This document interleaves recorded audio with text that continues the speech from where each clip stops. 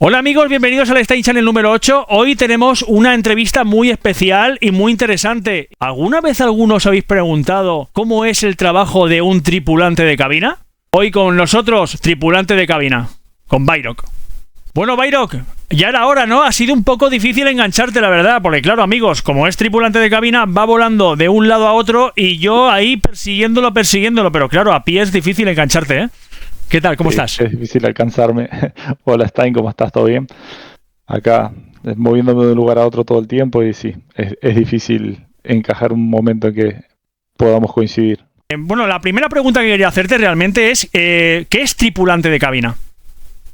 Tripulante de cabina, básicamente nos encargamos de la seguridad del vuelo y de brindarle al pasajero un servicio para que tengan el vuelo más agradable posible y cómodo. Después tenés distintas tareas que realizar, pero vamos, el tema seguridad que es lo principal siempre, hasta que la gente también tenga un buen servicio y un viaje placentero. Y una pregunta, ¿por qué vais tan bien vestidos?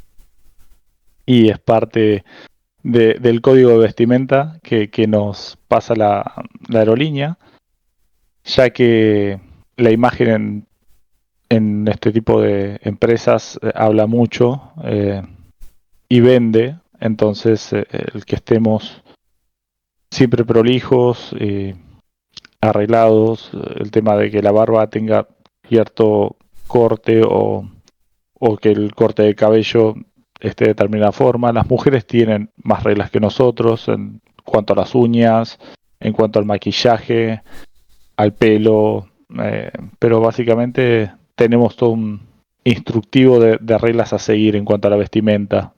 Y si fueras un poco salvaje y un día dices, oye, mira, me salto el protocolo, me voy en chándal, ¿qué pasa? Te van a despedir seguramente.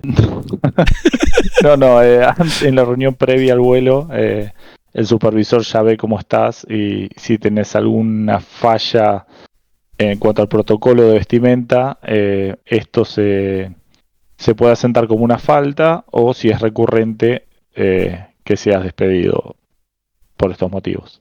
¿Necesitas alguna formación para hacer este tipo de trabajo? Sí. En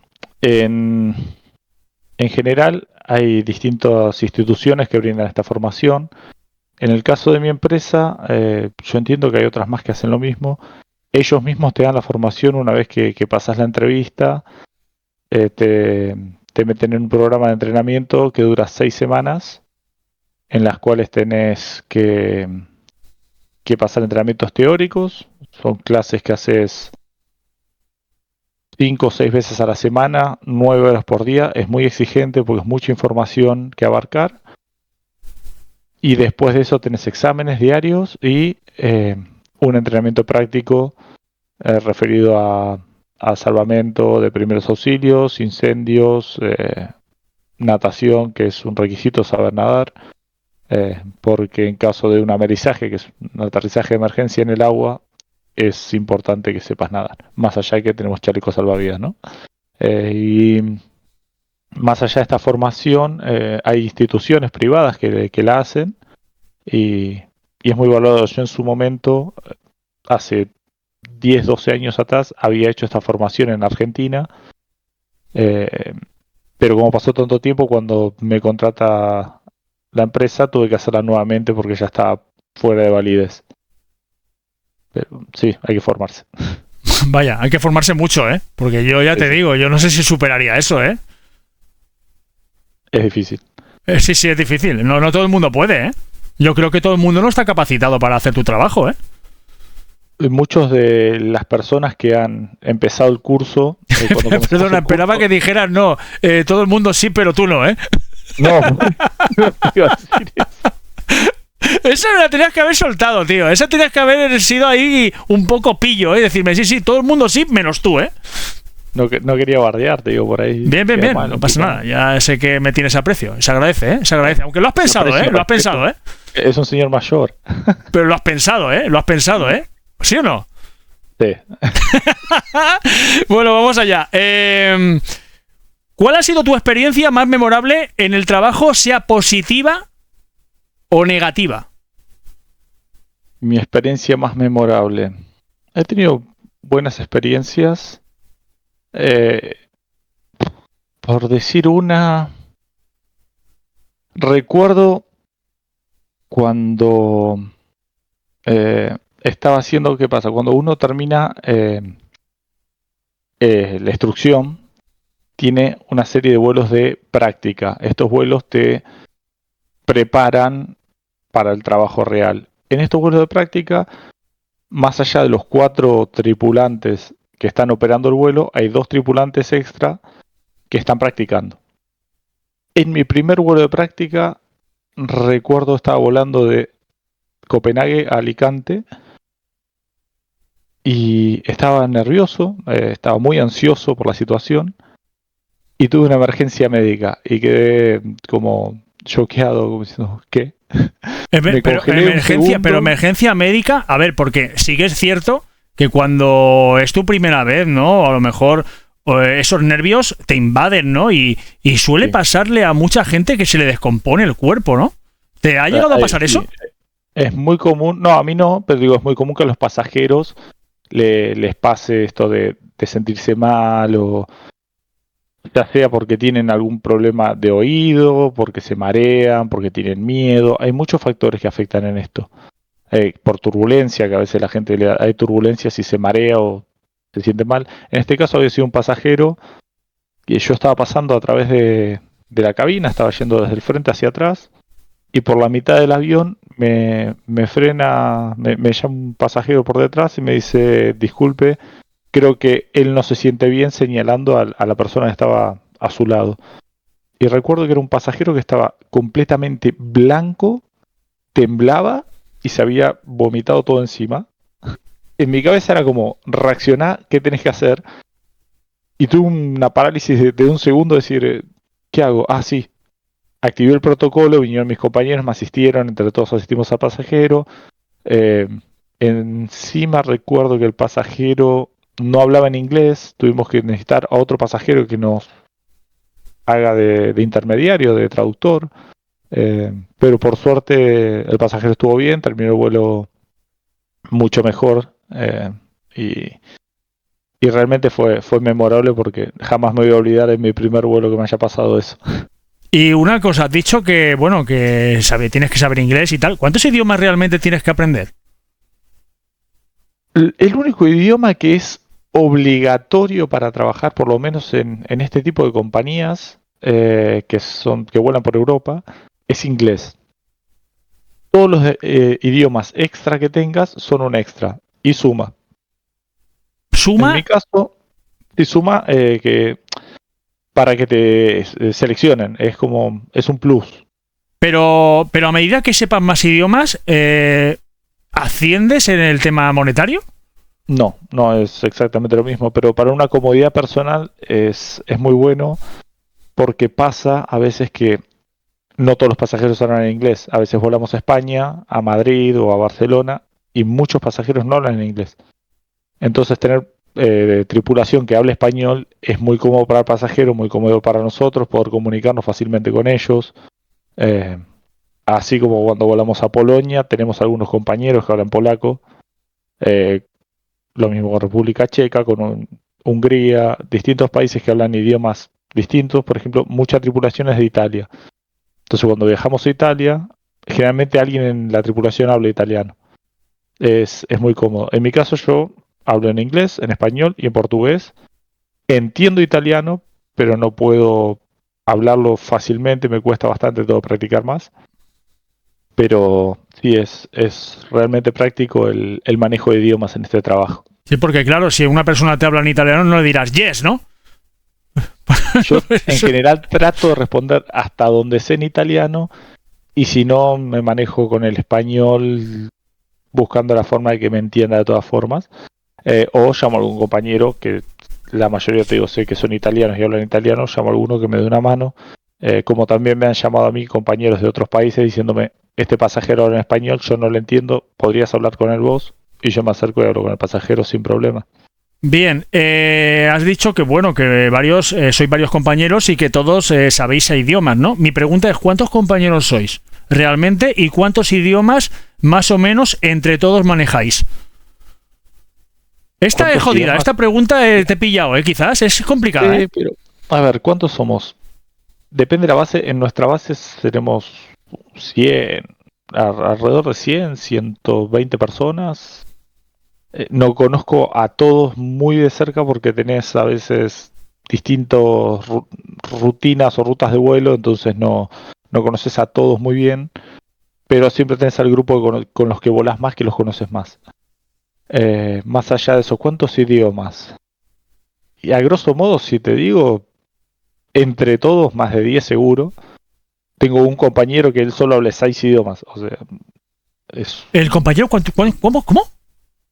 Un compañero que habla 6 idiomas. 6 idiomas.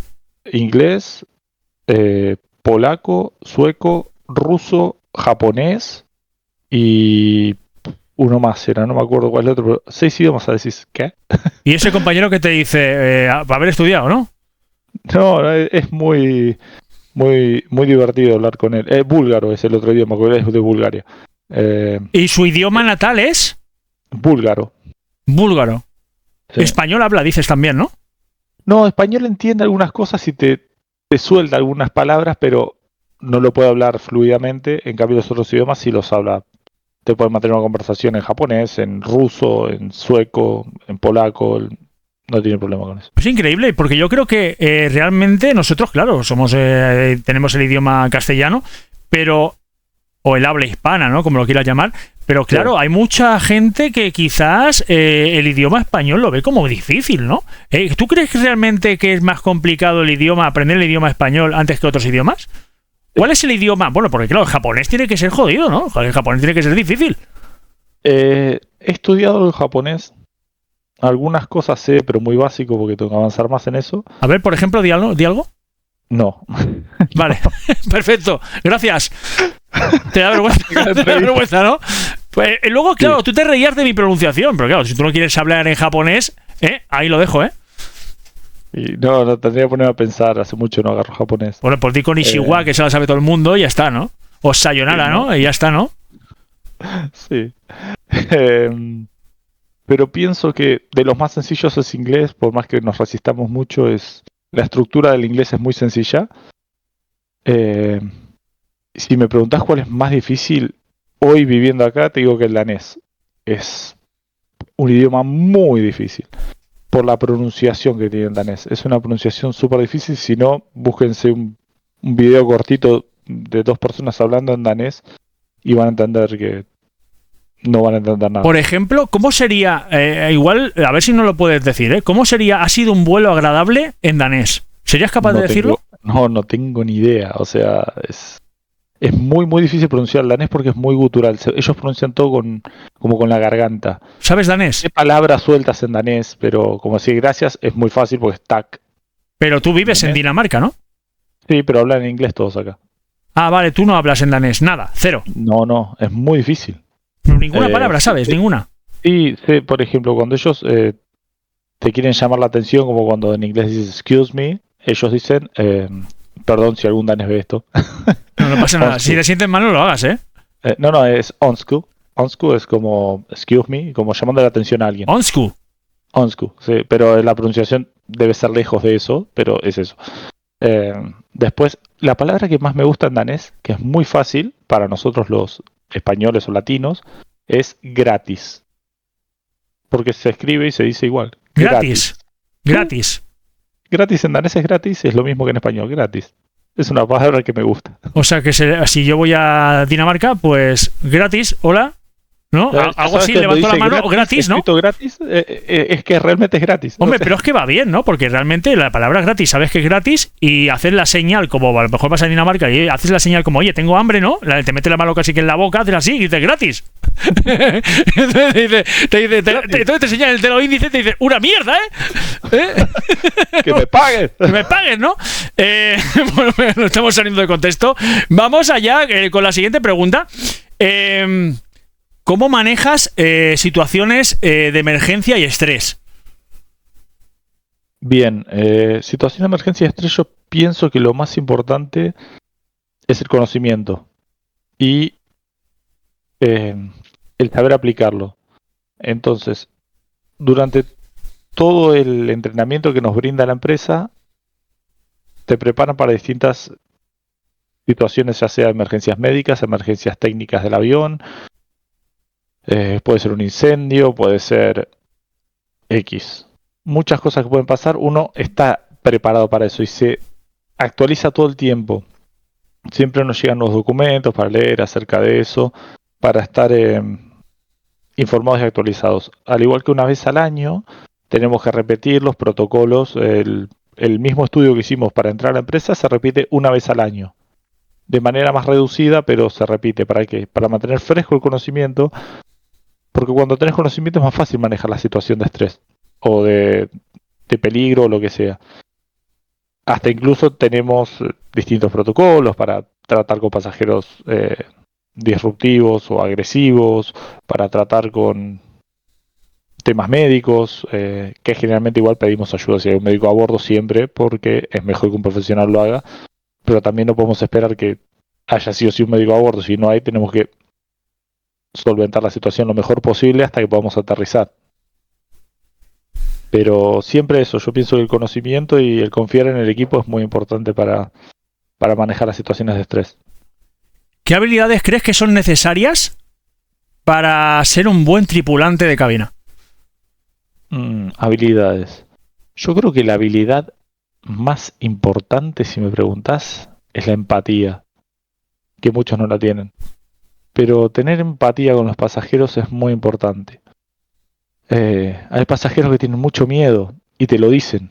Suben al avión y te dicen, discúlpame, quería decirte que me ha pasado, que te digan, me da mucho miedo volar. En ese caso uno piensa, a mí no me da miedo, estoy todos los días acá arriba, estoy acostumbrado, pero es ponerte en su lugar, en que la otra persona está afrontando un miedo y eso nunca es fácil. Entonces decir, ok, ¿cómo yo desde mi lugar puedo hacer el vuelo de esta persona lo más agradable y tranquilo posible? Porque en definitiva es lo que tenemos que tratar de hacer, que la persona viaje cómoda. Y si tiene miedo no va a estar cómoda. Entonces, desde mi perspectiva creo que la empatía es importante. No sé, por darte un ejemplo, me ha pasado y le pregunto al pasajero en qué asiento te sentás. Entonces me acerco regularmente a preguntarle cómo está, si necesita algo. E incluso me ha pasado de tener un pasajero con miedo a volar y que haya turbulencias en el vuelo. Que, alerta spoiler, pero las turbulencias no son culpa de la compañía, que muchos pasajeros te dicen, con esta compañía siempre hay turbulencia. Es el clima, no depende de nosotros. 100% se los prometo. Entonces vos pasás y hay turbulencia y pasás sonriendo, demostrándole que está todo bien. Es eso de ponerte en su lugar si él está nervioso. Si yo estoy nervioso, lo voy a poner más nervioso todavía a la otra persona. Sí, pero... Entonces, pero, perdona que te corte, ¿eh? Ya, pero, ¿sí? Por ejemplo, cuando hay mucha turbulencia, yo supongo que a ti también te dará respeto, te dará miedo, ¿no? Un poco. Te tiene que dar... te tiene que tocar algún poco la fibra, ¿no? Porque, claro, estás tan tranquilo, de repente hay mucha turbulencia, por muy acostumbrado que estés, siempre te puede causar ese miedo, ¿no? De, oye, ¿qué puede pasar aquí, claro, ¿no? A ver, hay muchos tipos de personas y cómo reaccionan ante esto. Tengo compañeros que se asustan mucho más con la turbulencia y otros, como es mi caso, que me da totalmente igual. O sea, no siento miedo a la turbulencia. Confío en los pilotos y en el equipo mecánico que han trabajado para que ese avión salga en condiciones. Y también confío en los protocolos y sé que el equipo puede estar preparado para afrontar ya sea un aterrizaje de emergencia o lo que sea. Por otro lado, también es verdad que hay distintos tipos de turbulencia. Nosotros solemos dividirlo en 3 categorías. Tenés turbulencias leves, que es la más común, que el avión se mueve un poco. Todo sigue normal, pero un poco más de movimiento. La turbulencia intermedia ya es un poco, se siente más, y en ese caso, por ejemplo, nosotros como tripulantes paramos el servicio de bar, guardamos las cosas, mismo nos sentamos nosotros, y ya turbulencia severa es un poco bastante más movido. En ese caso se para el servicio de bar, pero no vas ni siquiera a guardar las cosas, dejas las cosas donde están, trabas los carros y te sentás en el primer asiento que encuentres vacío, porque la turbulencia severa te puede hacer que te golpees directamente contra el techo, a ese nivel. O sea, ¿La has vivido? No, he tenido la suerte de no estar aún en una. Sí en una intermedia y se mueve demasiado el avión.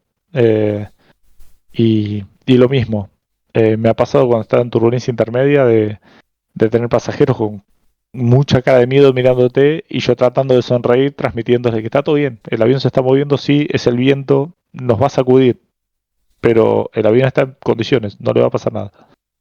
Dices que hacen muchas revisiones, ¿no? En el tema aéreo, ¿no? En el tema de revisión de aviones, ¿cómo va el tema? ¿Cómo se hace esto? O sea, ¿cuántas revisiones tiene un avión realmente? ¿Son diarias? Sí, en el caso de nuestra empresa, los aviones se revisan cada noche. Nosotros no volamos de noche, los vuelos son, el primero es como a las 5 o 6 de la mañana hasta las 11, 12 de la noche, más o menos en ese rango nos movemos. Y cuando nosotros dejamos el avión, la última tripulación que se va en la noche, se suben los ingenieros mecánicos que comienzan a hacer una revisión completa del avión. Entonces, todas las noches se revisa cada uno de los aviones para saber que está en condiciones y se arreglan cosas básicas desde que se puede romper la puerta del tocador o que la descarga del inodoro no funcione, que no ande una canilla, un calentador de agua, estos que tenemos para servir el café y eso, hasta problemas mecánicos más serios. Se hace una revisión completa de la aeronave. Incluso antes del primer vuelo, el piloto o el copiloto se encargan de hacer una revisión externa del avión y entre cada vuelo vuelven a hacerlo de nuevo. Se revisa constantemente el avión. ¿Se habéis ocurrido realmente que alguna cosa que hayas visto así, o sea, alguna experiencia que hayas tenido, que el avión no haya podido salir porque estaba en nefastas condiciones o no estaba en un momento para llevar un vuelo adecuado? No que no pueda salir, porque ya te digo, los revisan en caso de tener un avión que decís, este avión va a necesitar mantenimiento, se hace cambio de avión, se deja ese guardado y se saca otro. Entonces siempre tienen como un movimiento de aviones que tienen para reemplazar en caso, digamos. Antes estábamos hablando... Perdona, dime, perdón. No, eso, entonces es como...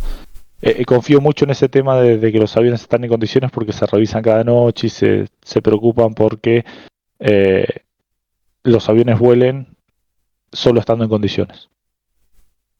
Antes estabas comentando de que hay gente que, claro, le invade el miedo, ¿no? Un poco, y bueno, supongo que te han tenido que llegar a preguntar o a decir o a solicitar cosas extrañas, ¿no? Sí. Por ejemplo... Una pasajera en el avión, si vos has volado alguna vez, viste que hay de los tripulantes 2 se sientan al frente y 2 se sientan al fondo del avión. En esta ocasión yo estaba sentado al frente del avión y tenía una pasajera sentada justo delante de mí, una señora grande, no sé qué tanto, entre 55 y 60 años, supongo la señora. No estoy seguro de la edad, pero más o menos rondaba esa edad. Y ella subió comentándome que tenía mucho miedo de volar. Yo le explicaba, señora, no pasa nada, esto es muy seguro. Igual, ¿dónde está sentada? Me dice, yo me siento acá en el primer asiento. A lo que le menciono, estoy sentado justo frente a usted, no se preocupe por cualquier cosa que necesite. Me pide, me pregunta, estoy acá, va a ver que no pasa absolutamente nada. Y la petición extraña de la señora, a la que me tuve que negar porque no puedo, por temas de protocolos y tal, la señora me dijo, ¿me podés agarrar de la mano mientras despegamos que me da mucho miedo? Y le tuve que decir que no, pobre señora, porque si bien estamos sentados enfrente, yo tengo que adoptar una posición determinada con mis manos debajo de las piernas y tal, y no puedo estar dándole la mano a ella. Pero me pareció muy curioso que me pida eso la señora, me dio ternura, recordándome a mi abuela, como si me lo pidiera mi abuela. Claro, es que el miedo... Que claro, yo personalmente, mira, te voy a contar una situación que yo he vivido porque he viajado muy pocas veces. Bueno, de hecho, creo que en avión me he montado dos veces, ¿vale? Y en trayectos cortos. Pero yo sufro mucho, que no sé si le pasa a mucha gente, y tú ahora me lo dirás, de los oídos, ¿vale? Yo lo paso fatal, pero un dolor de oídos, pero dolor, ¿eh? O sea, dolor, pero dolor, o sea, como si fuera un dolor de muelas, que es inaguantable de oídos. Al final, en el siguiente vuelo, porque el primero lo pasé muy mal, bueno, a la vuelta, yo me compré unos tapones, ¿vale? Que venden en las farmacias y son para ponértelos. Mi pregunta es, ¿siempre son efectivos estos tapones? ¿O en trayectos de mucha... O sea, en trayectos de cercanías a lo mejor te cubren, pero en trayectos de larga distancia son igualmente efectivos? ¿O cómo se tienen que llevar estos aparatos? ¿O qué aparatos tienes que llevarte? ¿O qué te tienes que comprar realmente, ¿no? Para no sufrir de los oídos. Porque es una curiosidad esto que tengo, personal, ¿eh? Y seguramente a alguna persona le pasará. Porque en trayectos largos, yo ya te digo, personalmente lo sufro muchísimo. Y claro, imagínate que tenemos que viajar, quiero que te pongas en este contexto, que tenemos que viajar de España a Argentina, ¿vale? O a Uruguay. Son 12 ¿vale? horas de Que es tu vuelo. tierra. ¿Vale? Entonces, ¿qué tengo que hacer? Yo sufro mucho de los oídos, ¿eh? Mira, lo de los tapones no lo había oído, no sé cómo funciona, sé que por el tema de diferencia de presión es bastante normal que te empiecen a doler los oídos cuando despegas. Al cambiar la presión, hay menos presión en el aire. Por más que la cabina está presurizada, la presión es diferente. Lo podemos ver, por ejemplo, en las bolsas de frituras que tenemos en el avión. Una vez que estamos en el aire se hinchan todas porque hay más presión dentro de la bolsa que afuera, entonces trata de salir para afuera la presión y quedan súper infladas. Lo mismo le pasa a los oídos. Entonces, algunas recomendaciones que he escuchado es mascar chicle. Cuando estás despegando, estar mascando un chicle, o en el caso de los bebés, que a los bebés también sufren mucho de los oídos, que tengan el chupón o que estén siendo amamantados, es bastante bueno como para, al estar succionando, no les afecta tanto el oído la diferencia de presión. Y después, si ya pasó que te empezó a doler los oídos, he visto un remedio casero que me enseñó un compañero, que lo aplicamos con unos pasajeros y funcionó, que en un vaso plástico de estos que usamos para servir las bebidas, pusimos papel y un poquito de agua caliente y se lo ponen en el oído del vaso plástico, como si la parte del vaso para adentro, así. Y dicen que les alivia un montón. Pero les cae el agua, ¿no? No, porque el agua está como... Es mojar la servilleta que está dentro del vaso, pero no que quede rebalsando, sino que quede húmeda y calentita la servilleta. Que le pase el calor a la servilleta nada más. Entonces después haces así, como el calor que manda la servilleta que está con el agua caliente, que ya no está chorreando, te alivia el dolor de oído. No lo he probado personalmente, pero los pasajeros con los que han sido niños o adultos les ha servido.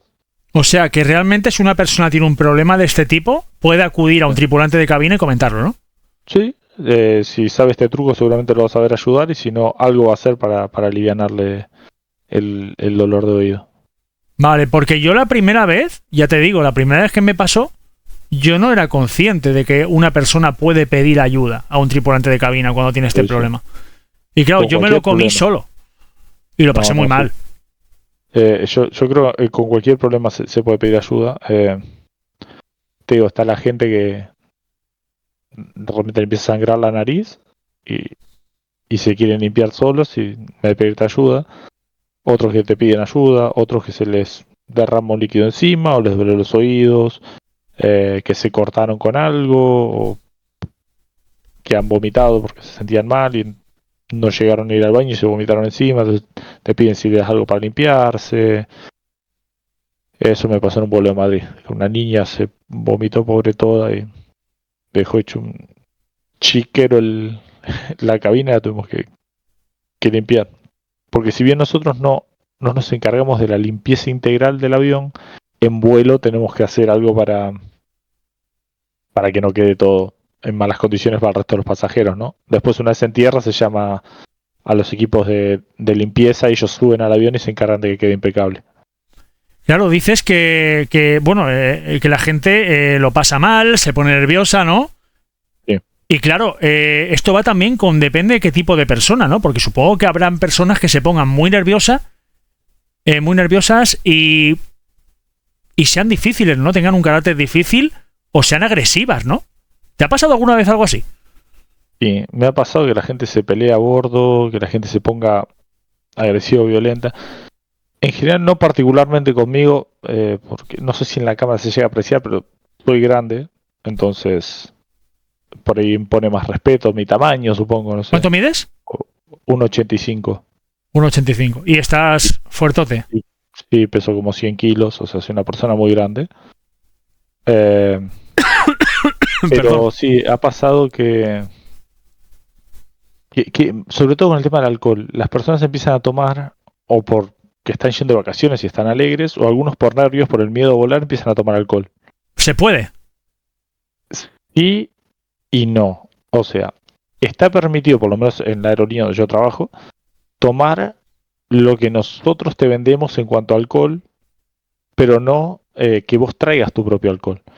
Y no es por un tema de ventas, sino es un tema de control. Si vos traes tu propio alcohol, yo no consigo controlar cuánto alcohol estás tomando. Entonces, por ahí te tomaste 6 latas de cerveza o 2 petacas de whisky y yo no me entero. En cambio, si yo soy el que te está proporcionando alcohol y noto que tu percepción empieza a ser distinta, que te pones más agresivo, que uno se da cuenta cuando la otra persona se está emborrachando.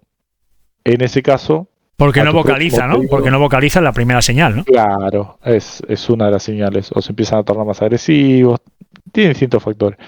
Pero en ese caso, como yo soy quien le estoy dando el alcohol, fácilmente le digo, no te puedo vender más alcohol. Y me dice, ¿por qué? Porque no puedo. Y ya está. Hombre, claro, no le vas a decir, no te vendo más alcohol porque eres un borracho de mierda, ¿no? Eso no se lo vas a decir, claro, lógicamente. ¿Te imaginas? No te vendo alcohol porque, bueno, pero oiga, ¿por qué no me vende más alcohol? Bueno, porque es usted un puñetero borracho de mierda y usted no puede continuar así en el vuelo, que me está liando una matraca que no veas, ¿no? Eso, claro, pero yo creo que alguna vez lo pensarás, ¿no? Diciendo, borracho, ¿qué quieres que te diga? Me pasó con un pasajero, no recuerdo si era dominicano, de dónde era, que hablaba mucho conmigo porque yo hablaba español y mis compañeros no, y había tomado demasiado y quería que le venda más, y le digo, no puedo, no te puedo dar más alcohol. Y que no, que amigo, que no sé qué, que pana, tal. Y tenía que frenar y explicarle, el rato se le olvidaba, me volvía a pedir, decía, no te puedo vender, no es que no te puedo vender ahora, no te puedo vender más, ya está. Bueno, yo creo que no se lo olvidaba, ¿eh? Yo creo que no se lo olvidaba, yo creo que intentaba, ¿no? Que intentaba otra vez, una y otra vez, ¿no? Porque suele pasar, ¿eh? Sí. Y yo creo que eso, perdón, lo que me decías antes de los pasajeros agresivos, también muchos se ponen más agresivos o violentos cuando les quito el alcohol. ¿Por qué? Si yo paso por la cabina y veo que de repente me ha pasado pasajeros que abren una botella de vodka de 1 litro, decís, no puedes tomar eso. O sea, entonces se los explicás y les decís, tengo que retirarte la botella porque ellos dicen la guardo. No, la voy a retirar y cuando te bajas te la devuelvo, pero de momento la voy a tener yo guardada en el fondo, porque yo no sé si cuando me doy vuelta te pones a tomar. Eso con las botellas. Ahora, cuando abren latas, de repente abren una lata de una cerveza y una vez abierta la lata yo la veo y lamentablemente se las tengo que sacar, porque el supervisor si no me llama la atención a mí. Entonces es pedirle la cerveza, la llevo al fondo y la tengo que tirar, porque la cerveza no se la puedo guardar hasta el final del vuelo porque no tiene tapa como la botella de... Pero luego te dirán, págamela, me la tienes que pagar, ¿no? Lo típico, ¿no? Claro. No, claro. En ese caso es mencionarles que cuando ellos compran el ticket, en las reglas o en las condiciones del ticket lo explica. La gente no para leer. Es como cuando la gente se queja porque el asiento 11A no tiene ventana. Todos los asientos A tienen ventana, el 11A no tiene. Pero cuando vos compras el asiento, el ticket, en el 11A dice asiento sin ventana, pero la gente no lee. ¿Y por qué? Por una distribución de los paneles. Justo queda que en esa parte no hay una ventana. Y siempre cae el del 11A, siempre dice, oye, pero ¿por qué yo no? Sí, suele pasar, ¿no? Que te lo dices siempre, oye, ¿por qué yo no y los demás sí, no? Sí. Otro problema común que suele haber con los pasajeros durante el embarque es el que se quieran cambiar de asiento. Y no está permitido. Pero bueno, después te explico más sobre eso, que me acuerdo que tenías una pregunta al respecto. ¿Alguna vez te han agradecido de una manera especial por tu trabajo? O sea, es decir, te han dicho, oye, de verdad que estás cualificado para este trabajo. Me siento muy bien contigo a mi lado. O sea, ¿te has sentido gratificado de alguna manera por el cliente, entre comillas? Sí. Tenemos dos tipos de gratificaciones, si se quiere, que me vienen a la mente. Una es esta directa, como decís. Fue justamente, recuerdo un pasajero que viajaba con la familia, era una familia de 4 o 5 personas, y él, ni bien se subió, mencionó su miedo a volar. Hablé con él, le pregunté qué asiento se sentaba, estuve muy atento al todo el vuelo, tratando de que esté tranquilo. Y ya recuerdo que una vez, llegando al final del vuelo, cerca del aterrizaje, yo estaba en lo que sería la cocina de delante, y está justo el baño, está ahí muy cerca, y este pasajero se acerca, esperando para entrar al baño, y se acercó a agradecernos, a decir que realmente se encontraba muy feliz con nuestro trabajo, que había sido su mejor vuelo, que se había sentido tranquilo más allá del miedo que sentía, que sintió que estuvimos muy atentos sobre él, su familia y todo. Tuvimos turbulencia y siempre nos mantuvimos calmos, le explicábamos lo que pasaba, en todo momento estuvimos atentos a él. Igual otra pasajera en otro vuelo, que ya más allá del miedo, esta pasajera tenía ataques de pánico. También estuvimos todo el vuelo turnándome con mi compañero para hablar con la pasajera, mantenerla calma, tranquila, que ella se sienta segura, porque ya más allá del miedo, un ataque de pánico es bastante más complicado. Y como he vivido en mi familia, parientes cercanos que han tenido ataques de pánico, sé que es algo muy duro y frustrante porque no lo controlas. Terminado ese vuelo, la chica, recuerdo que fue la última en bajar del avión, y fue agradeciéndonos uno por uno, nos dio un abrazo y nos dijo como muchas gracias, me sentí muy segura. Realmente es emocionante cuando te reconocen de esa manera. Y después tenés otro tipo de agradecimientos, son pasajeros que quizá han tenido buenas experiencias con la compañía o con tus compañeros en vuelos anteriores, y de repente cuando están abordando el avión, llegan con unos chocolates, unas golosinas, y dicen, para ustedes, para la tripulación, muchas gracias por todo, disfruten. Y recibimos un mimo, un pequeño cariño de parte del pasajero. Es bonito eso. Sí, porque al pasajero realmente no se le llamaría cliente, claro. Realmente, antes he dicho cliente y realmente se le llamaría pasajero. Bueno, aunque realmente son clientes de la compañía. Claro, es que realmente son clientes de la compañía. Está contratando un servicio, sí. Te voy a formular un par de cosas que tengo en mente. La primera es si hay un ranking de compañías y cómo asciende la compañía. Supongo que es por el tema de ventas, ¿no? Pero bueno, me gustaría saber si hay algún ranking de compañías, ¿no? Es decir, cuáles son las mejores compañías o cómo se van postulando esas compañías, ¿vale? Una encima de otra, si es por tema de ventas, si es por tema de reclamación de pasajeros, si es por tema de solvención de dudas o solvención de problemas técnicos. No sé, cuéntanos un poco si sabes algo de esto. La pregunta es un poco rebuscada, ¿eh? Sí, me agarras un poco fuera de tema. Lo que sí sabría decirte es que hay diferenciación clara entre lo que son las empresas low cost de las empresas de vuelo tradicionales. Que hay una especie de ranking de cuál es la mejor aerolínea en cuanto a confort, comodidad. Más allá de trabajar en una, he podido volar en otras como pasajero, y hay diferencia. No es lo mismo tomar un vuelo de una aerolínea low cost de Argentina, se llama Flybondi, por ejemplo, o JetSmart, que son low cost que están en Argentina, que volar con Emirates, que he tenido el placer y es una experiencia completamente diferente. También es diferente el precio del pasaje. La diferencia básicamente ¿en qué se basa? Es decir, ¿cuánto es un precio más o menos, así precio estándar más o menos, la diferencia entre uno y otro? El tema es que depende mucho los precios del destino, depende el precio del servicio en sí, porque como te digo, volar, por ejemplo, con Pero una digamos, compañía... perdona, pero digamos al mismo destino, supongamos, Claro, ¿eh? a ver, yo en octubre del año pasado fui a Argentina. El pasaje, recuerdo que me salió exactamente 1.015 euros. Ida y vuelta, ¿no? Es un pasaje completo, ida y vuelta 1.015 euros, con 2 escalas. Ahora, tenés vuelos que son del mismo tipo, pero con otra compañía, y en vez de 1.015 me salían 1.800 o 2.000 euros. Y ni siquiera era que volaba en otra categoría, era la clase económica también. Pero depende de las ofertas que tenga la compañía en ese momento, o por ahí esa compañía tiene más prestigio o se considera mejor que la otra, entonces te sube el precio del pasaje. No sabría decirte cómo es que se manejan con ese tema de los precios. Lo que sí sé es que también hay un ranking de mm, compañías más seguras, si se quiere. Que eso sí Y muy actualmente, importante, ¿no? Ahí por ahí tira mucha gente, supongo también, ¿no?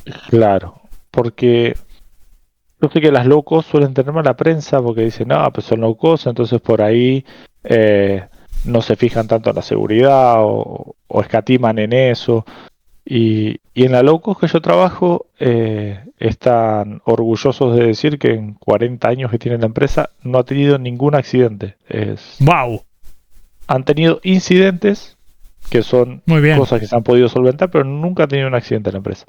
Y es algo muy importante porque es esto que te decía al principio de la charla, del control riguroso que se hace cada día a cada uno de los aviones de la empresa para ver que estén en condiciones de volar y minimizar, porque no podés dejarlo en cero, pero es minimizar lo más posible el riesgo de un accidente.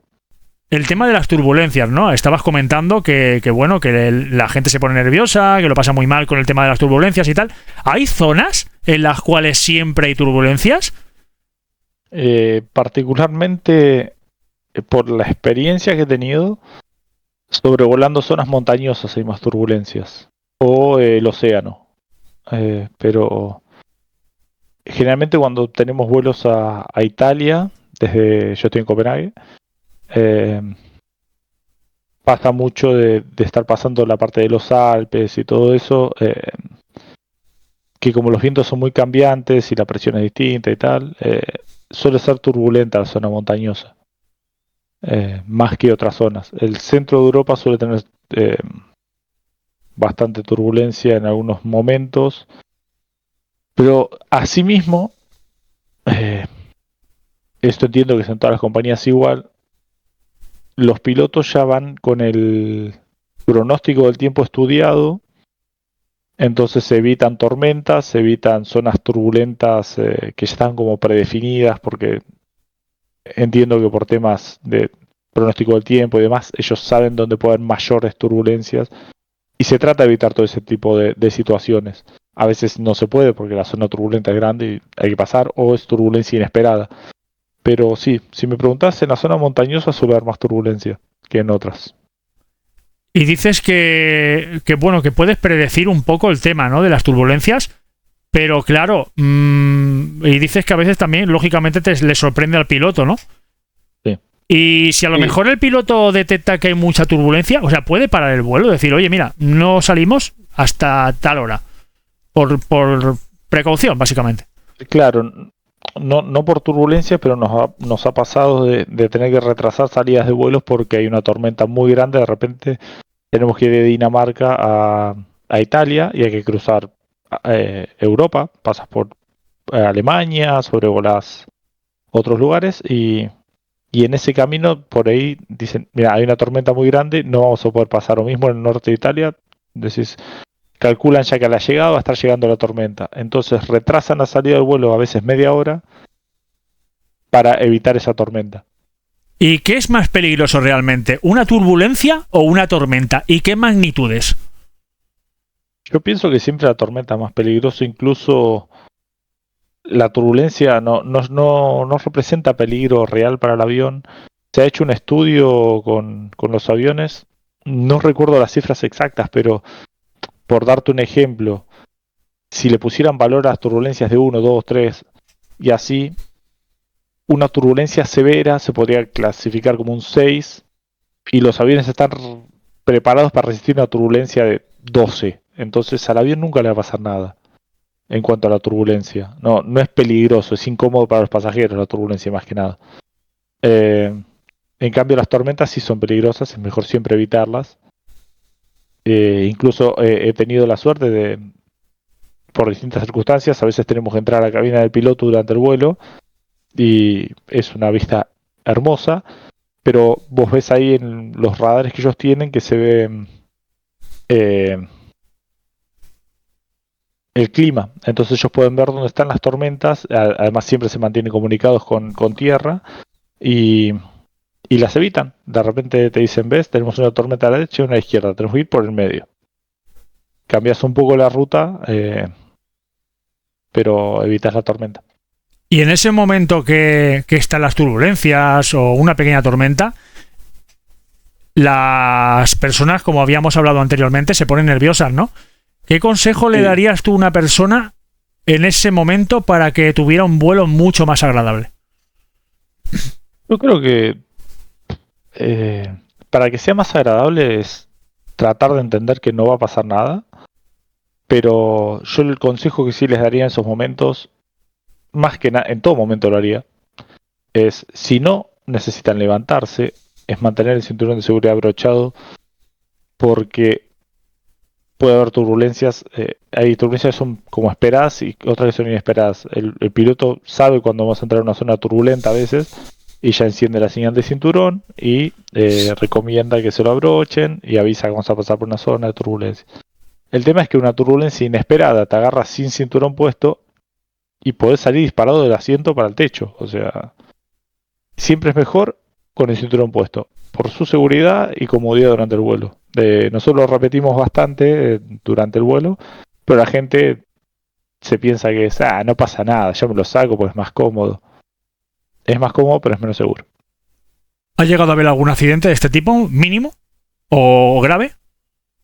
No en mi vuelo, pero sé que mis compañeros tuvieron turbulencia severa y uno de mis compañeros se golpeó la cabeza con el techo. Las cosas, además, todo lo que son objetos sueltos, como podría ser este mate, salen volando porque no podés agarrarlo, es muy complicado.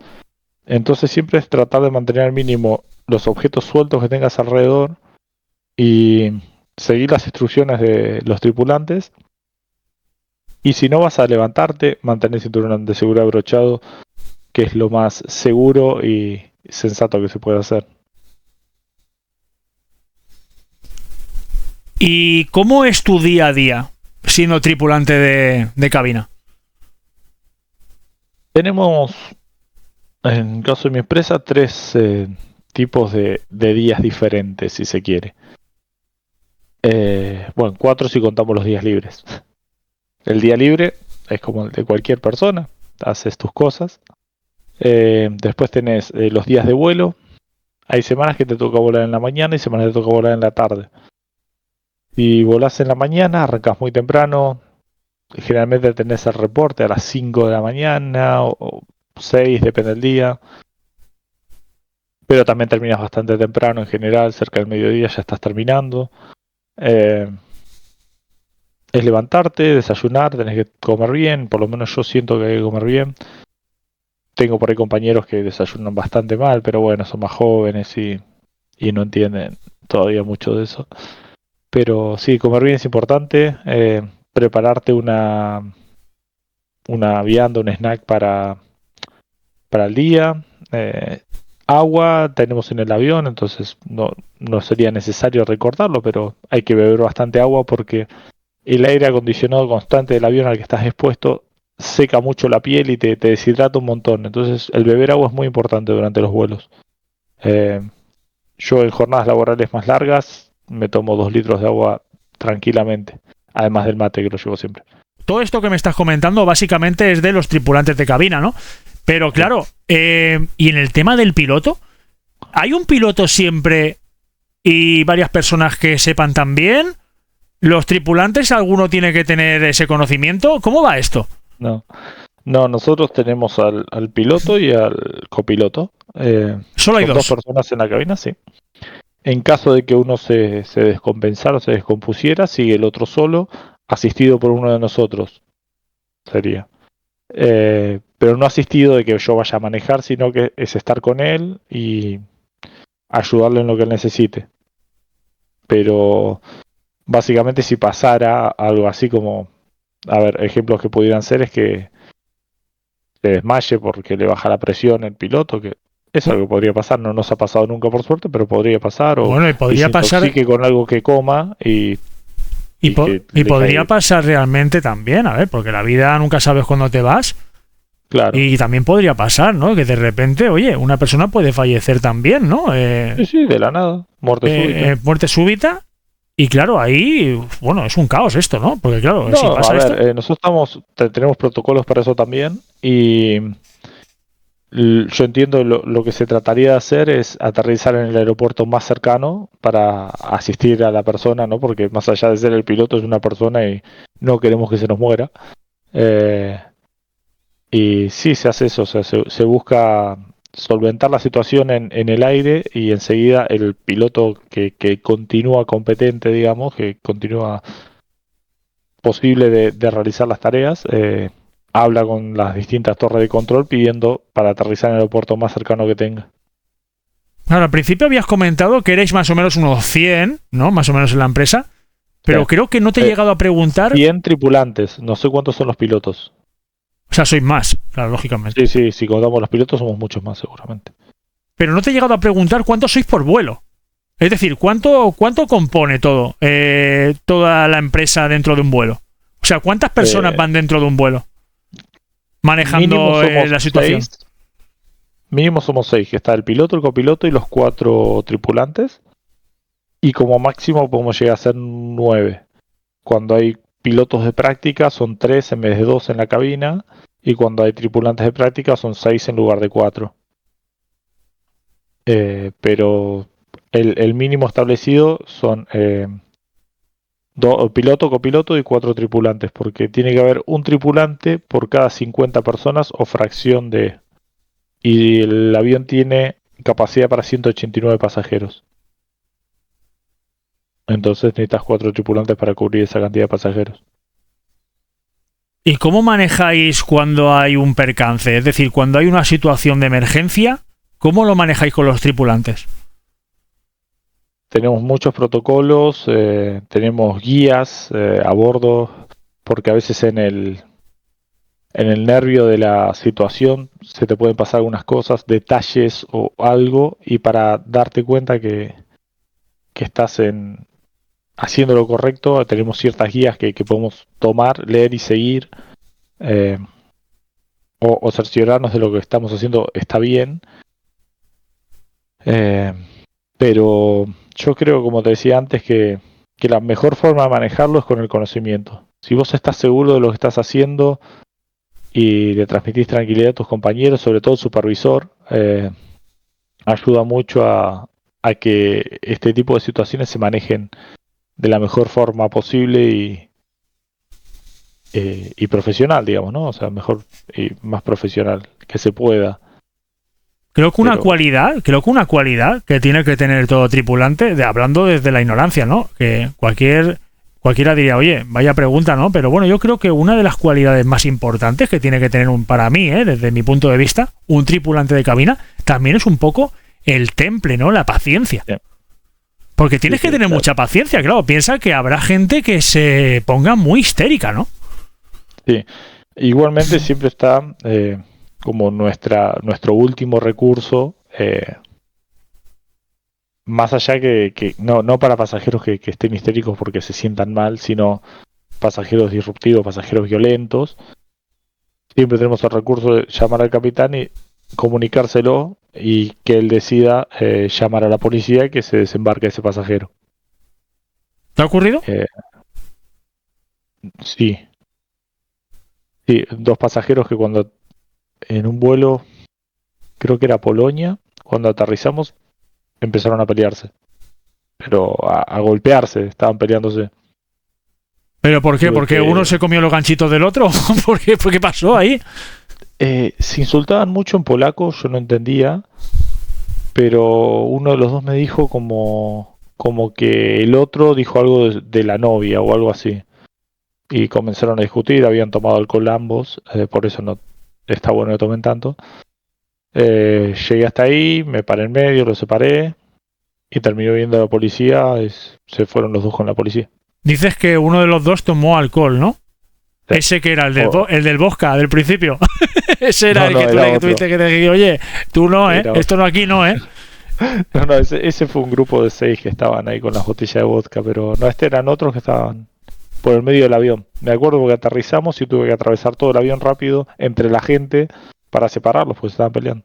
Están en medio y a base de puñetazos acabaron al principio, ¿no? O sea, Vaya experiencia. ¿Y qué es lo que más te gusta de tu trabajo?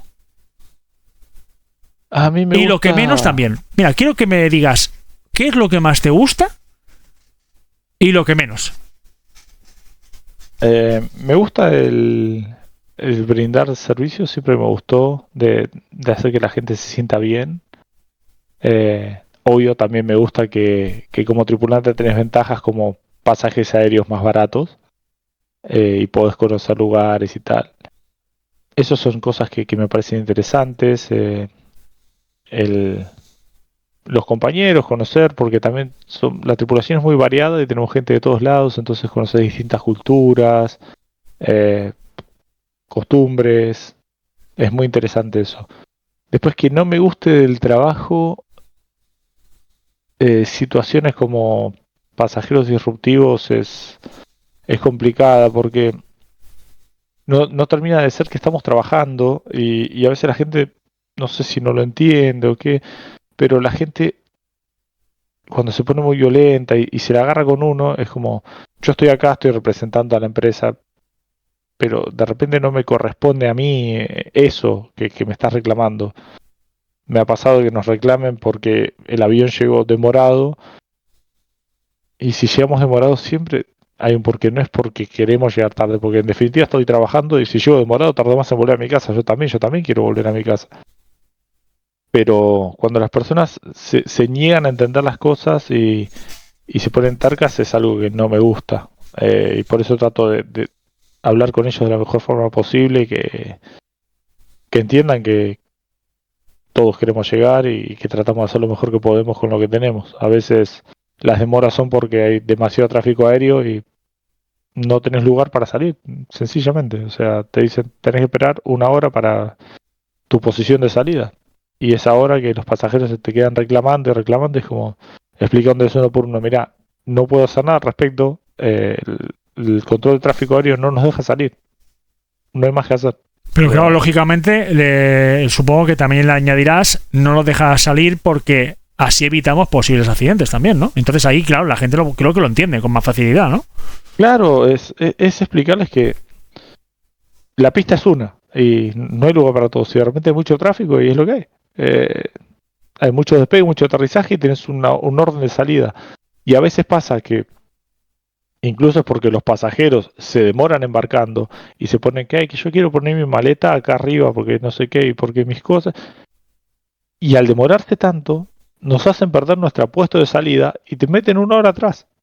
Y de repente por 5 minutos que se tomó un pasajero que se le ocurrió que quería ir al baño en el medio del embarque, perdiste el lugar de salida y te dicen, no, el próximo disponible es en 1 hora.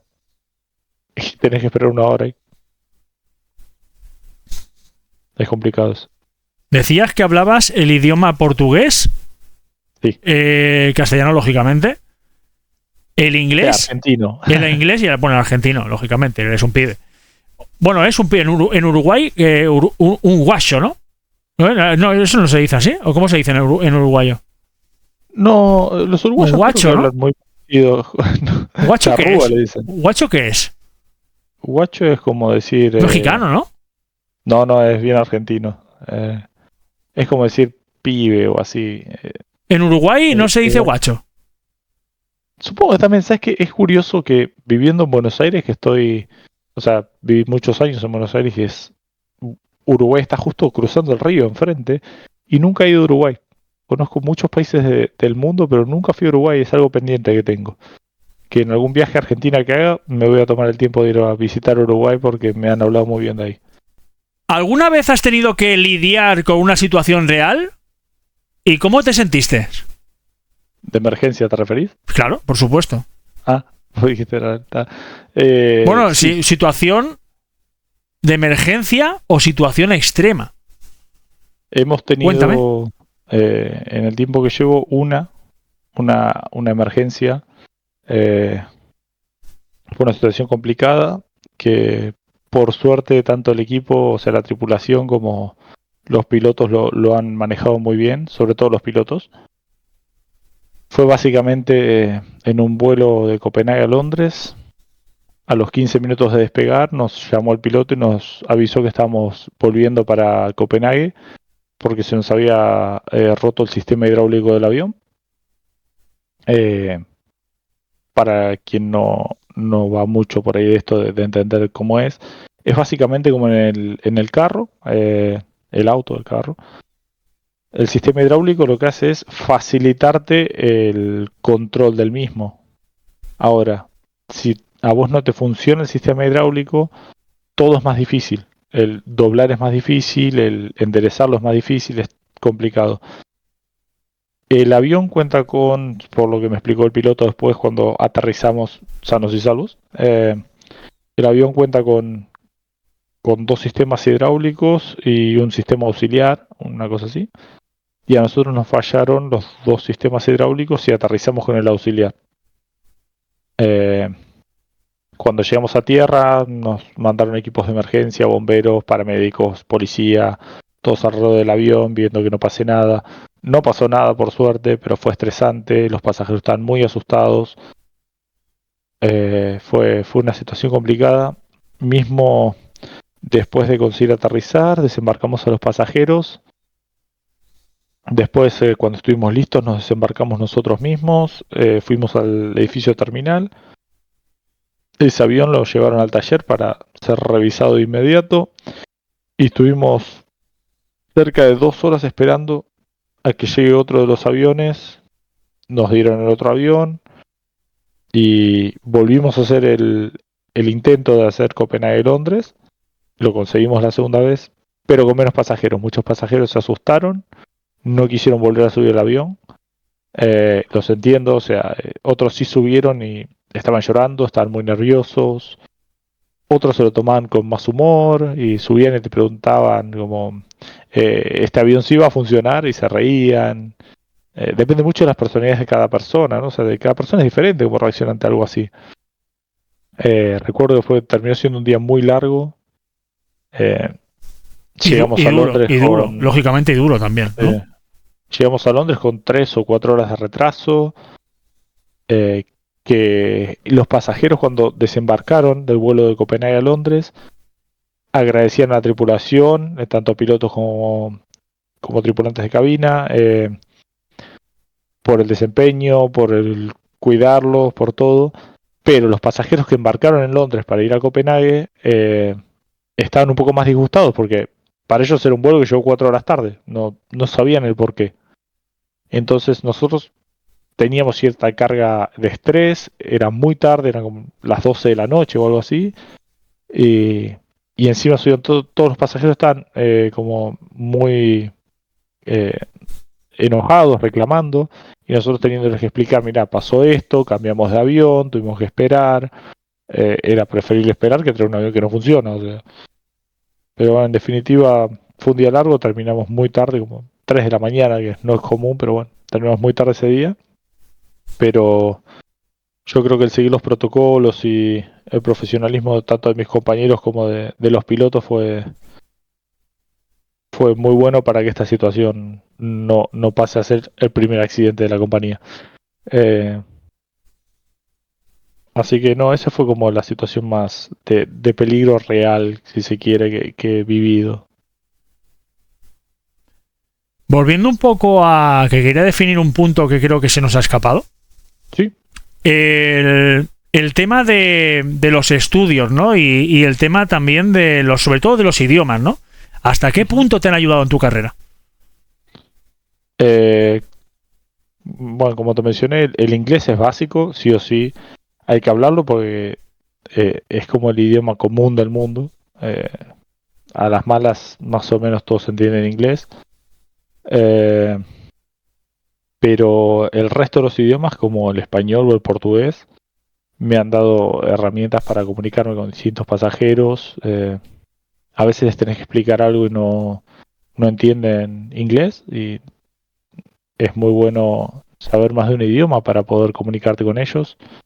Eh, por ejemplo, los pasajeros que se sientan en las salidas de emergencia sobre las alas, se les hace una explicación aparte de cómo funciona la salida de emergencia, porque en caso de necesitarlo nos tendrían que ayudar abriéndolas, entonces le hace cierta explicación, que la explicación se hace en inglés, pero a veces los pasajeros no entienden inglés y es muy bueno hablar otro idioma. Me ha pasado a tener gente que esté sentada ahí que no habla inglés y tener que explicárselo en español o en portugués, o que hablen un idioma distinto, como si fuese húngaro, polaco, búlgaro, otra cosa, y ver si algún compañero mío puede darme una mano, y en caso de que ninguno de nosotros pudiese, hablar con otro pasajero, a ver si le puede transmitir la información en su idioma, porque suele haber esos pasajeros que te ayudan con eso, como que vos se lo digas en inglés y ellos se lo digan en su idioma a la otra persona. Pero siempre, el tema de los idiomas ayuda para eso y en lo personal te ayuda mucho a conectar con la gente, a hacer amigos, a conocer gente de distintos lados, culturas, de otra manera. Es interesante. Y lógicamente, para tu trabajo gratificante además. Sí, sí, sí, te sentís muy bien el poder comunicarte bien con los pasajeros y entender realmente qué quieren. ¿Hay algún mito o creencia popular que quieras desmentir sobre tu trabajo? Eh, Podría decirte lo que te mencionaba antes, que la gente de repente te dice en tu compañía hay mucha turbulencia y las turbulencias no dependen de nosotros. Otras cosas que se puede decir es como el tema de que mencionamos antes, de que de repente tenés demoras en la salida y lo mismo. O sea, no salen porque ustedes quieren tardar más tiempo y tal, y no queremos tardar más. O, ahora me viene otra a la mente, cuando, cuando se quieren cambiar de asiento, por un tema de protocolo, no pueden. Y ellos te dicen, es porque vos me querés vender el asiento, porque en las low cost el elegir asiento tiene un costo aparte que no estoy seguro, pero es entre 7 10 euros, no recuerdo bien. Eh, entonces la gente que hace se queda en cualquier asiento aleatorio que te sale por el sistema y después se quieren cambiar de lugar para ahorrarse esos 10 euros. Y te dice, no, vos no me dejas cambiar porque querés que pague los 10 euros. Y no es por eso. En realidad, el que no se puedan cambiar es por un tema de peso y balance del avión. Porque hay todo un cálculo matemático que hacen el equipo de tierra y los pilotos respecto a cómo está distribuido el equipaje en la bodega y los pasajeros en la cabina para que el balance del avión se mantenga, porque es muy importante a la hora de despegar y aterrizar que el avión esté balanceado.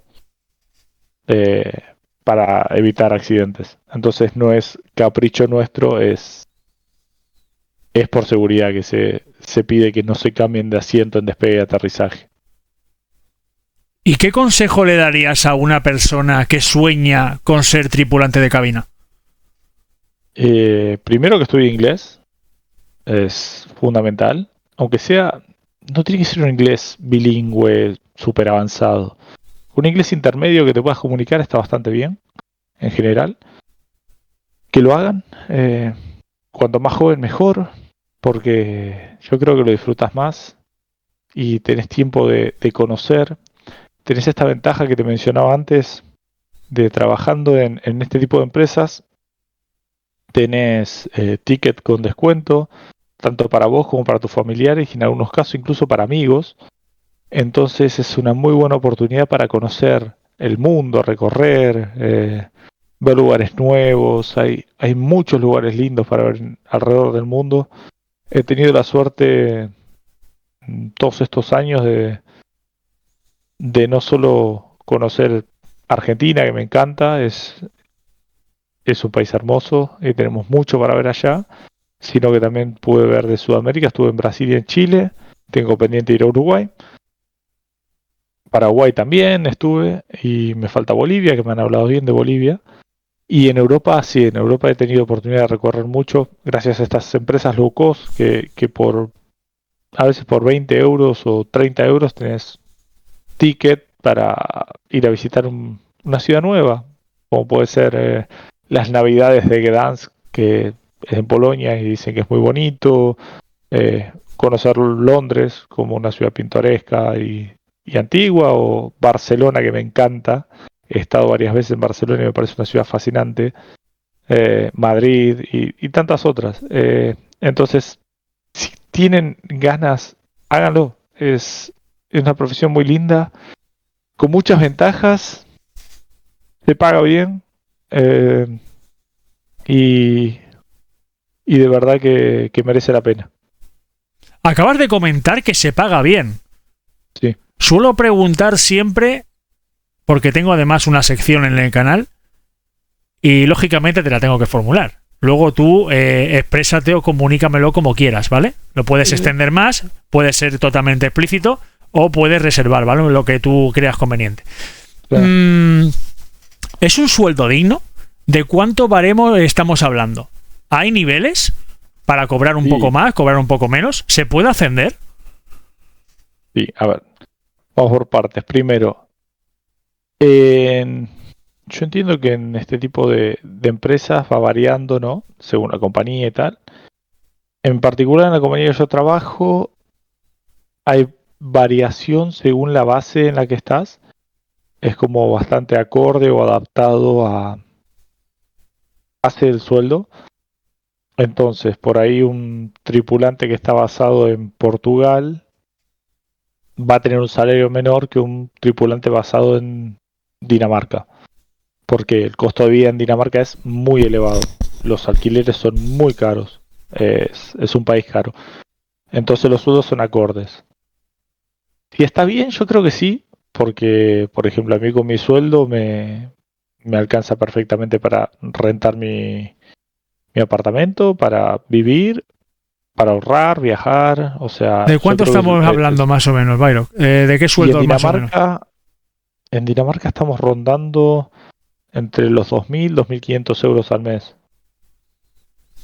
Por ahí el mismo puesto en España entre 1.200 1.600 euros.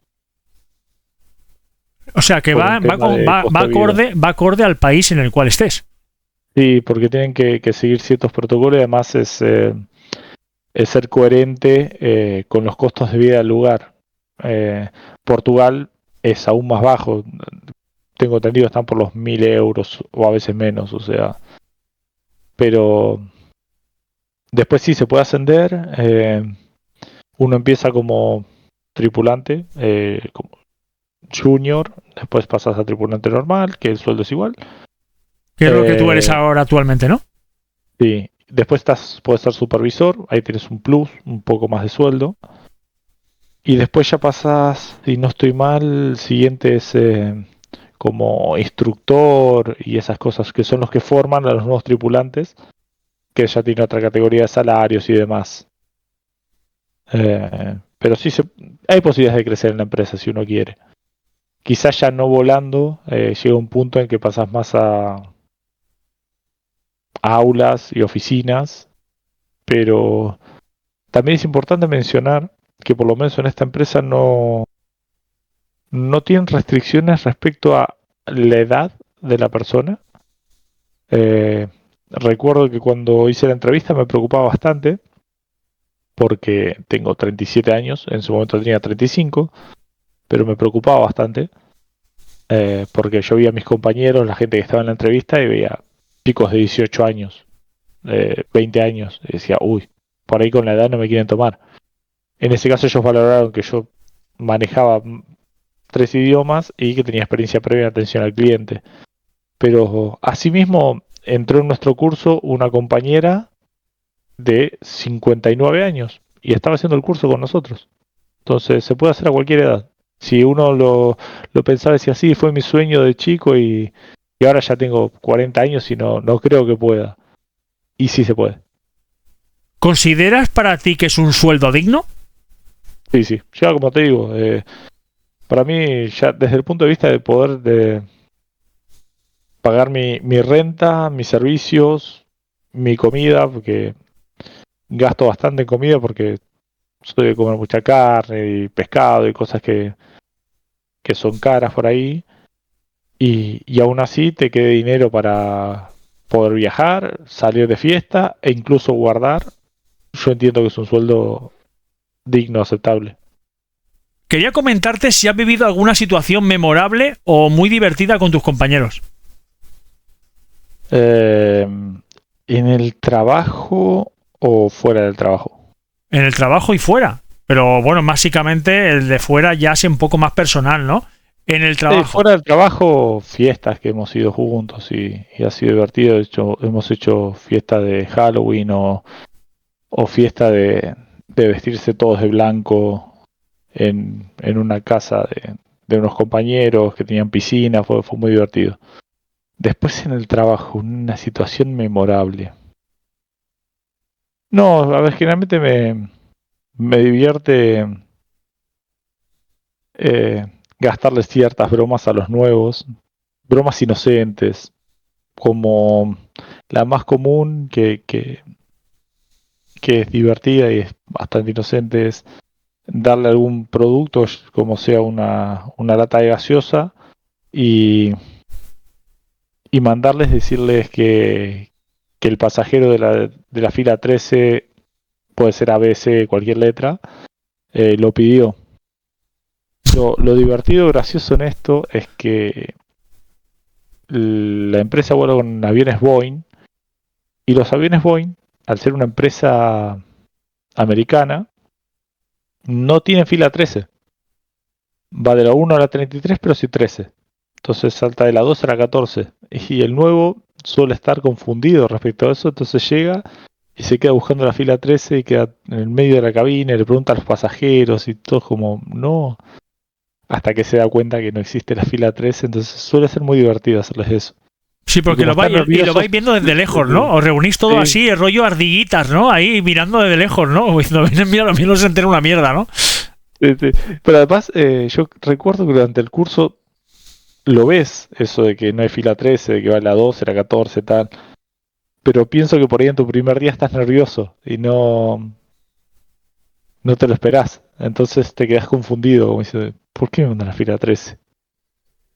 Y otros momentos lindos que tenemos es, a veces entre los vuelos, que le llaman turn around, que es como el tiempo entre vuelos, suelen ser de 25 minutos, que es lo que desembarcás, preparás el avión y embarcan los siguientes, pero a veces esos tiempos pueden ser de 2 horas por tema de programación de vuelos. En esos casos nos suelen dar permiso para ir hasta el edificio terminal, quizá tomar un café o así, pero generalmente es lindo hacerlo en Italia, porque vamos al edificio terminal y comemos una pizza o tomamos algún café, alguna cosa de la panadería italiana. Es muy lindo y compartir ese momento con los compañeros, conversar con los pilotos que también van con nosotros. Son momentos lindos y que te conectan un poco más con tus compañeros también. Bien. Vaya. Si pudieras viajar a cualquier parte del mundo, ¿qué elegirías? ¿Qué destino elegirías? A ver, como te dije antes, he viajado por suerte. Siempre agradezco que he tenido la posibilidad de viajar bastantes lugares y conocer. Pero uno de los que tengo pendientes que hoy elegiría viajar es a Japón. Tengo mucha curiosidad por conocer Japón, Corea. Creo que la cultura oriental es muy interesante. Además de que uno ha crecido animes como Dragon Ball o Saint Seiya o Oliver y Benji, como lo dicen en España, que para nosotros es Supercampeones o Capitán Tsubasa. Entonces Japón creo que sería un lugar que elegiría. Y otro lugar que elegiría siempre es Argentina. Volver a mi país siempre que puedo me gusta, a ver a mi gente y a disfrutar de todo lo que tiene Argentina para ofrecer. Es un lugar que siempre elijo volver. Mira, un día aprovecho en este podcast para comentarte que un día hablaremos, si te apetece, ¿vale? De los lugares y sitios más especiales de Argentina. Que nos hables un poco, ¿no? Desde la Patagonia a Buenos Aires. 17 años ahí, sí. Ya te digo, o sea, me gustaría hacer un podcast contigo si aceptas la invitación para que un día nos hables las vivencias de un argentino, ¿no? O sea, o una persona cuando va a Argentina, ¿qué tiene que ir a ver sí o sí, ¿no? Y sitios especiales y que nos comentes un poco todo, ¿no? En principio, resumido. Argentina es enorme y hay mucho de qué hablar, así que me resulta interesante y obvio que acepto, por supuesto. Si es así como esta entrevista, me gusta, la estoy pasando bien. Vale, muchas gracias. Pues nada, te cojo el reto, ¿eh? Luego aquí no vale, me echo para atrás, ¿eh? Esto queda grabado, ¿eh? Vale. Pero te lo digo porque luego, ¿te acuerdas de esto? Mira, el vídeo, ¿eh? Bueno, vamos allá, venga, seguimos. En los vuelos se habla mucho del jet lag. ¿Qué es realmente el jet lag? El jet lag habla de el desacomodo horario que tiene tu organismo cuando haces vuelos que implican cruzar muchos usos horarios, en cosa que a nosotros no nos pasa en nuestra compañía. Siempre vamos y volvemos al mismo lugar, entonces no tenés ese cambio horario más que una hora de diferencia cuando vas a Reino Unido y volvés, pero volvés a tu horario, entonces no te cambia. Pero en vuelos más largos, como me ha pasado de viajar a Argentina y tener ese tipo de vuelos, por suerte yo no sufro jet lag. Yo cuando llego me adapto muy rápido y no tengo. Dicen que volando más lejos, tipo Australia o Japón, a veces afecta más. Pero es básicamente que de repente tu día en vez de tener 24 horas tuvo 30 o en vez de tener 24 horas tuvo 18 por el tema de los cambios horarios. Y a mucha gente se le desconfigura el sueño, entonces de repente llegan es de noche y no pueden dormir, tienen insomnio y durante el día están con muchísimo sueño y les cuesta mucho acomodarse a este nuevo horario. A mí, como te digo, por suerte particularmente, nunca me ha pasado y yo llego y si es de noche duermo y si es de día estoy despierto y no me siento afectado, pero es un tema muy común en vuelos muy largos, sí. ¿Cómo crees que le puede afectar a una persona? Te voy a hablar, por ejemplo, en mi caso, ¿no? Que lo estábamos comentando antes. Una persona que realmente en un vuelo corto sufre de los oídos, en un vuelo básicamente a lo mejor de España a Tenerife. Perdón, de España, anda que yo también. Es a ver si estaba atento, ¿eh? Esta es la broma, ¿eh? Esta es la broma. De Barcelona a Tenerife, por ejemplo, lo conoces, ¿no? Supongo. Sí. Vale. De Barcelona a Tenerife creo que es básicamente, a lo mejor es 1 hora o 2 horas, ¿no? ¿De vuelo? No, más. Vale. ¿Cuánto puede ser, más o menos? De 3 a 4 horas debe ser. Vale, 3-4 horas. Y yo lo paso personalmente muy mal, ¿no? Ponle un ejemplo. Lo paso mal de los oídos. Bien. ¿Cómo lo pasaría de Barcelona a Argentina? Porque esto es una cosa que al ser mi esposa de Argentina, te la quiero preguntar personalmente. Porque claro, a mí me gustaría algún día en la vida poder realizar uno de sus sueños, ¿no? Y volver a su tierra. Y lógicamente me encantaría conocerla. Sinceramente, me han hablado 1000 maravillas de Argentina. Y la veo súper bonita, ¿eh? Yo, primero, respecto a que conozcas Argentina, creo que si algún día tenés posibilidad de andar, no te vas a arrepentir.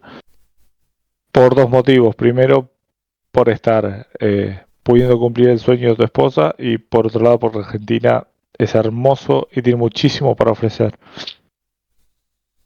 Pero respecto a lo de que me preguntas de los oídos, Como yo no lo sufro, no sabría explicártelo con claridad, pero pienso que en algún punto del vuelo tu cuerpo se adaptaría a la presión del avión y dejaría de afectarte tanto.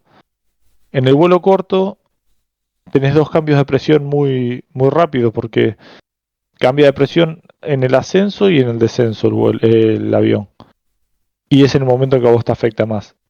Entonces, al estar tantas horas en la altura crucero de 40.000 pies, si no estoy mal, es como que el cuerpo ya se adapta a esa presión en un punto. Entonces quizás sufrirías lo mismo o menos.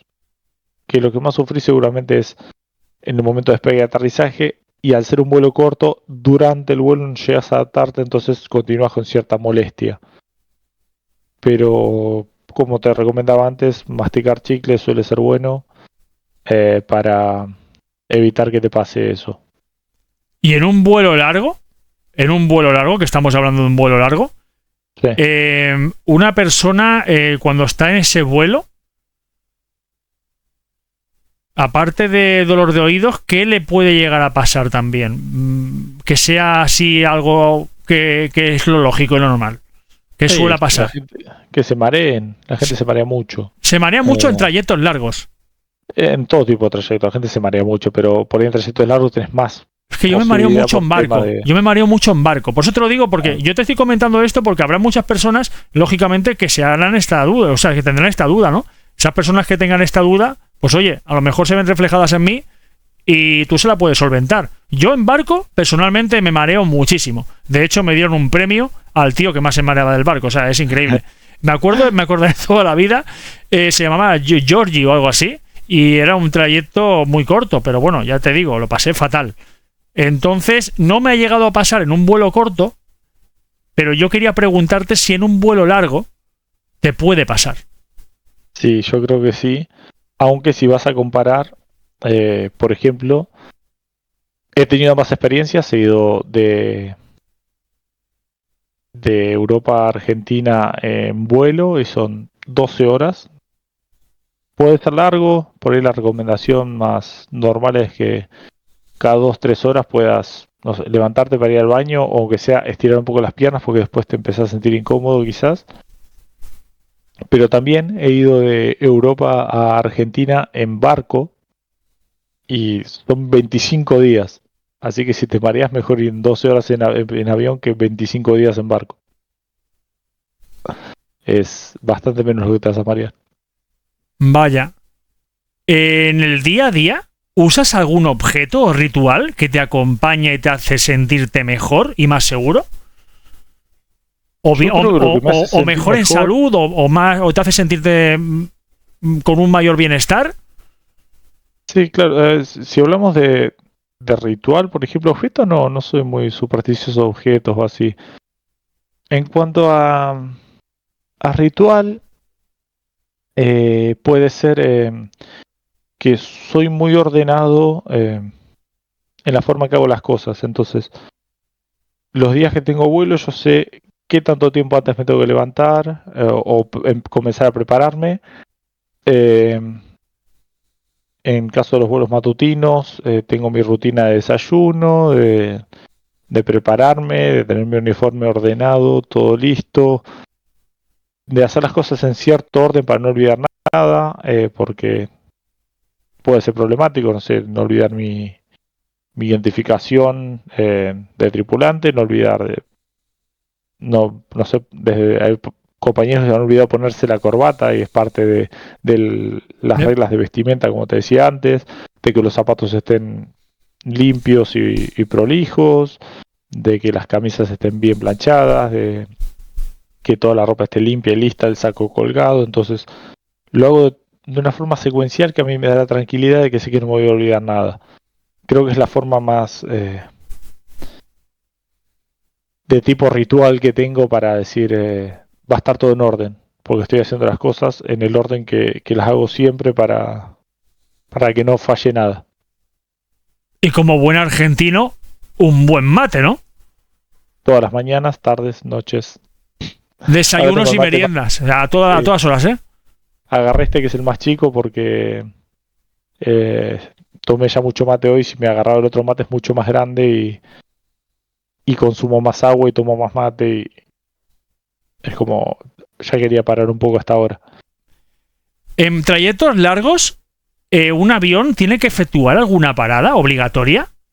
Es decir, a lo mejor de un España a Argentina, el avión, ¿qué hace? Son 12 horas, ¿no? ¿Me comentaste? Sí.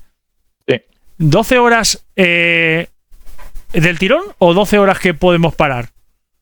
Del tirón. A ver, puede haber escalas, pero por un tema de programación. Yo la última vez que fui a Argentina hice escala de Copenhague, fui a Milán. De Milán fui a Sao Paulo, en Brasil, y de Brasil fui a Buenos Aires, por un tema de que el ticket era más barato, pero existen vuelos directos de Barcelona, de Madrid o otras ciudades directo a Buenos Aires, y el vuelo va directo. Tanto en ese tipo de vuelos como en vuelos más cortos, a la hora de cargar el combustible al avión, se hacen determinados cálculos para saber cuántas horas de vuelo te va a dar ese combustible. Siempre se carga un poco extra, claramente, ¿no? Por el tema de que tengas que hacer una desviación o algo. Pero está calculado el combustible que vas a usar y cuánto vas a tardar en llegar y todo. Entonces, no es necesario hacer algún tipo de parada previa, a no ser que haya un tema técnico que te obligue a parar. 12 horas es un vuelo muy largo, ¿no? Yo ¿Cómo? creo que la máxima autonomía de los aviones son 14 horas, si no estoy mal. Tendría que buscar el dato exacto, pero creo que son 14 horas. Y en las 14 horas, ¿cómo entretenéis a los pasajeros? Es decir, ¿en qué os basáis? ¿Películas? ¿Hay algún tipo de entretenimiento? No, hombre, no lo creo, ¿no? Pero bueno, a lo mejor, oye, hay alguna compañía que lo haga, ¿no? No sé. No, a ver, ¿Te imaginas? Sale una persona haciendo tal. Yo no sabía que en esta compañía hacéis espectáculos. No, es que este tío está gilipollas perdido. Este tío es un loco, ¿eh? Cuidado con este, ¿no? Tened cuidado con este, que este no es de la tripulación, este no es de los nuestros, ¿no? Cuidado con este, que este no es de los nuestros. Ah, pues yo pensaba que iba con ustedes. No. Ha podido pasar, ¿no? También en una ocasión, que a lo mejor, oye, tú estás tan tranquilo, aparece alguien haciendo la nota, ¿no? Y la gente se piensa que es un entretenimiento, ¿no? Dicen, bueno, son 12 horas, nos tienen que entretener de alguna manera, y luego no es de los nuestros, ¿no? En vuelos cortos las compañías low cost no tienen este tipo de entretenimientos. Si las grandes sí. Entonces, claro, pero ya si vas a vuelos más largos, como puede ser un vuelo entre continentes, ya sea Argentina, México, Brasil, Estados Unidos, vuelos más largos, en aviones más grandes. Los aviones modernos, los actuales, se diría casi todos, están equipados con una pantalla en el respaldo del asiento delantero. Entonces, en ese tipo de pantallas tenés lectura, tenés música, películas muy actuales, siempre tienen lo último en películas, muy, muy interesante. ¿Pero qué tienen, Netflix? Sí, es una especie de Netflix, que tienen películas muy, muy actuales, incluso películas que han estado recientemente en el cine, ellos ya la tienen en el avión. Desde el desconocimiento total, cuando Sí. te ponen Netflix, claro, al ser de varios países, ¿son de varios idiomas o están en un idioma estándar? ¿Está en inglés? Está en muchísimos idiomas. Ah, menos mal. Siempre. Tanto la música, que de todos lados, hay documentales, hay películas, series, incluso las pantallas tienen juegos. Esta última compañía con la que viajé, recuerdo que tenía 4 o 5 juegos diferentes. Uno de ellos era interesante, si te gusta, a mí me gusta, el ajedrez. Tenés para jugar ajedrez y puedes jugar solo contra la máquina, contra el ordenador, o puedes jugar con un pasajero que esté en otro asiento. Por ahí estás viajando con alguien y quieren jugar ajedrez, le pones contra quién quieres jugar y jugás cruzado con otro asiento, es entretenido. Después hay juegos de preguntas y respuestas, e incluso para los que no tienen ganas de ver nada o ya vieron películas y se cansaron, porque en 12 horas por ahí no estás 12 horas viendo películas, tienen un mapa del mundo con el avión, en qué posición está, como para que veas qué parte del mundo está sobrevolando, cuánto falta para llegar, a qué velocidad va el avión, a qué altura está. te pasa datos, te pasa información para que te entretengas durante el vuelo con distintas cosas. Pero claro, cuando tú te pones a lo mejor un tipo de película o cualquier cosa, estamos hablando de la tecnología, ¿no? Yo, Claro. por lo que tengo entendido, eso te hablo de hace muchos años, ¿eh? Yo me acuerdo que nos hacían poner el móvil en modo avión, porque era peligroso. Sí, pero... ¿Y esto no tiene nada que ver o cómo va? No, porque las pantallas están conectadas no están por internet, como que todas las películas están cargadas en el avión, de cierta forma. Pero los móviles sí que habría que apagarlos y tener en modo avión. Sí, es siempre recomendado porque las señales de los móviles pueden interferir con radares y posiciones del avión. Pero, por ejemplo, en aviones más modernos me ha tocado volar en compañías que, si bien vos tenés que poner el móvil en modo avión, tenés la posibilidad de conectarte al Wi-Fi del avión y tener datos. En algunos casos es, por ejemplo, con WhatsApp gratuito, y en otros es de pago los datos. Entonces vos, si querés, cargas tus datos, pagás y tenés conexión a internet durante el vuelo, que es posible hoy día gracias a la tecnología. Pero no es en todos los aviones. En aviones más modernos, en compañías más modernas, lo tienen. Y que te quería formular, creo que esta va a ser la última ya te voy a dejar descansar, porque sé que estás muy cansado de tus vuelos. Y te quería formular una pregunta que creo que cualquier persona te diría, ¿no? En una entrevista. ¿Has conocido o has tenido la oportunidad de encontrarte o poder servir a algún famoso, a alguna persona interesante en tus vuelos? No recuerdo haber visto famosos en mis vuelos. Quizá es difícil, porque quizá tengo famosos y no lo sé, porque en Dinamarca no conozco a los famosos. Pero sí, estando en Dinamarca he tenido posibilidad de conocer a un famoso haciendo otro trabajo aleatorio, que incluso tengo una foto con él, el jugador danés Christian Eriksen.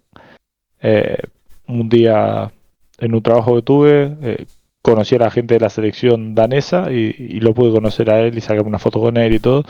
Pero lamentablemente en los vuelos, si he tenido contacto con famosos, no he sabido reconocerlos. No he sabido reconocerlos. No. Todavía tengo tiempo. Sí, hombre, claro, y seguro que conoces a alguno alguna vez. Me engancho a algún famoso. Claro, o te suena de algo, ¿eh? Claro. Y seguramente cuando te des cuenta de ¡ostras! ¡Es el que me hizo la entrevista! ¡Es Stein! ¿Eh? No me lo esperaba. ¿Eh? ¿Te imaginas? Y hacemos una foto. Ya no es el que... Claro, es que no te había conocido Stein. Como ahora tienes pelo, ¿eh? Has ganado plata, y ahora te has puesto pelo, pues ya no te conocía, tío. Es que, claro... ¿Cómo cambia la cosa? Con ese flequillo no te reconocí. Con ese flequillo y ese pelo de Bon Jovi no te reconocía, ¿eh? Bueno, Bainok, pues nada, espero que lo hayas pasado muy bien. Lo dicho, tenemos pendiente esa entrevista, mejor dicho, esa vivencia tuya como modo de vida argentina, ¿vale? Quiero que nos cuentes todo, los mejores lugares. Ahí no me puedes fallar, ¿eh? Como buen argentino, ahí tienes que darlo todo. Los mejores lugares, los mejores paisajes y cualquier cosa que una persona ha de hacer obligatoriamente si va a Argentina. Cuento contigo, para ello. Sí, vamos a armar algo lindo para ser buenos con todo el país, que es muy grande. Seguramente cuando llegue el momento y lo hagamos, algo nos vamos a olvidar porque es enorme Argentina, pero vamos a tratar de ser buenos con todas las regiones y las cosas lindas que tienen para ofrecerle a los turistas. Pues muchas gracias, espero que te lo hayas pasado muy bien y lo dicho, te espero en la próxima, ¿vale? Vale, gracias a vos, realmente estuve muy cómodo, lo pasé muy bien y vamos a repetir, no lo dudes. Muchas gracias, de verdad. Bueno, amigos, hasta aquí el Stein Channel número 8. Espero que todos hayáis podido disfrutar muchísimo de esta entrevista, hayáis podido aprender mucho de esta profesión. No olvidéis de dejarme un comentario, la manita hacia arriba si os ha gustado esta entrevista, si os gusta el canal de podcast, lógicamente suscribiros y nos vemos en el próximo vídeo. Hasta la próxima.